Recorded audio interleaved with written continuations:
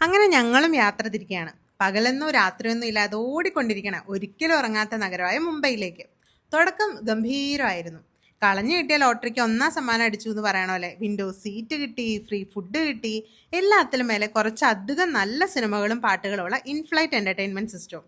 അങ്ങനെ 2.5 മണിക്കൂറത്തെ യാത്രയ്ക്ക് ശേഷം ലാൻഡ് ചെയ്തു. കൊൽക്കത്തയ്ക്ക് ശേഷം ഇത്രയേറെ എന്നെ കീഴ്പ്പെടുത്തി കളഞ്ഞ മറ്റൊരു നഗരമില്ല.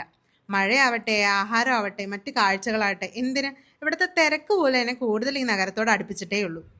പക്ഷേ ഇത്തവണ എന്നെ ആകെ ചുറ്റിച്ചു കളഞ്ഞു. തുടക്കം മികച്ചതെങ്കിലും ഇടയ്ക്ക് എവിടെയോ ഒന്ന് പഴച്ചു. തൊടുന്നതെല്ലാം അബദ്ധം. ബുക്ക് ചെയ്ത റൂം പാളിപ്പോയി, ബുക്ക് ചെയ്ത ഓട്ടോ ചേട്ടനും തോൽവിയായിരുന്നു.